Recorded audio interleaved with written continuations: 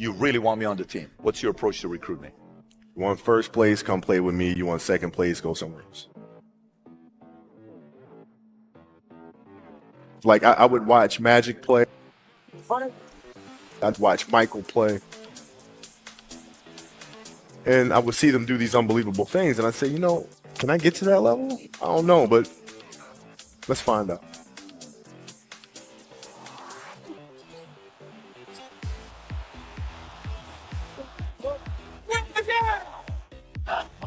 That's why he's the best player in the game. Everything was done to try to learn how to become a better basketball player. Everything. And so when you have that point of view, then literally the world becomes your library to help you to become better at your craft. So because you know what you want, the world's giving you exactly the information, you 100% become better at it. Because you know what you're looking for. So many guys tell stories about your work ethic. Yeah. What was really your work ethic like, and for how long did you stay disciplined? Well, I mean, every day. Since 20 years. It was an everyday process, and trying to figure out strengths and weaknesses. For example, jumping ability. Now, my vertical was a 40, it wasn't a 46 or a 45. My hands are big, but they're not massive. Right, so you got to figure out ways to strengthen them so your hands are strong enough to be able to palm a ball and do the things that you need to do. Quickness, I was quick, but not insanely quick. I was fast, but not ridiculously fast. Right, so I had to rely on skill a lot more. I had to rely on angles a lot more. I had to study the game a lot more. And but I enjoyed it though. So like from the time I can remember when I started watching the game, I studied the game and it just never changed. It's a good separation for me, emotionally, to be able to put myself in a place where at practice or when I'm training or during games, I switch my mind to something else. I switch my mode into something else, right? For me, it's the equivalent of Maximus, Decimus, Meridius, and Gladiator picking up the dirt, smelling the dirt. It's go time, right? So that was my mental switch. It was like an actor getting ready for a film. You got to put yourself in that cage. When you're in that cage, you are that character. And then when you leave there, it's something completely different. But when I'm in that cage, bro, don't touch me. Don't talk to me. Leave me alone.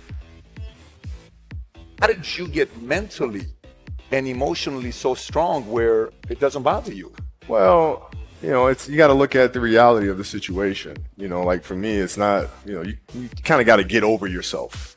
Like, it's not about you, man. Like, okay, you feel embarrassed. You're not that important. Like, get over yourself. That's where you go. Get over yourself, right? Like you're worried about how people may perceive you, and like you're walking around and it's embarrassing because you shot 5 air balls. Get over yourself, right? And then after that, it's okay, well, why did those air balls happen? Got it. High school, year before, we played 35 games, max, right? Week in between, spaced out, plenty of time to rest. In the NBA, it's back to back to back to back to back to back to back. I didn't have the legs. So you look at the shot, every shot was online. Every shot was online, but every shot was short, right? I got to get stronger. I got to train differently. The weight training program that I'm doing, I got to tailor it for an 82-game season so that when the playoffs come around, my legs are stronger and that ball gets there. So I look at it with rationale and say, okay, well, the reason why I shot air balls is because my legs aren't there. I go, well, next year they'll be there. That was it. Done. Were there some names that you looked at and says, these 3 guys are as crazy as I am? I at the time, I deal with what I've referred to as Goat Mountain.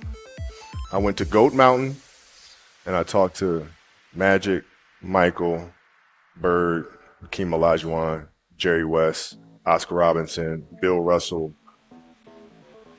So I would talk to them. What did you do? What were your experiences? Michael in particular, he's become my big brother. He's been my big brother since I first came in the league. And what was that process like? So I went to them and started understanding the ins and outs of the game and, how they approach things and their level of detail and obsessiveness. And that's what I did. The players that had that passion but weren't willing to commit their entire lives to doing that, right? It's a choice, right? You have other things. You have family. You have all these other things that you have to do. The game can't really be your number one priority. And so I was looking at that like, man, this is going to be fun. If I'm buddies with you from high school, if I'm a cousin of yours, what happened to our relationship? How did that gravitate when you went into the league and you're determined to become the greatest, or you're determined to become one of the greatest? What happens to our relationship? Oh, it suffers. It does suffer. Oh, yeah. Okay. Yeah. And you understood that. You were okay with that. Well, yeah. And the people that love you, like friends and family, like they know that about you. Got it. So they let you be you. And when you reconvene, you pick back up where you left off. But make no mistake about it, everything in between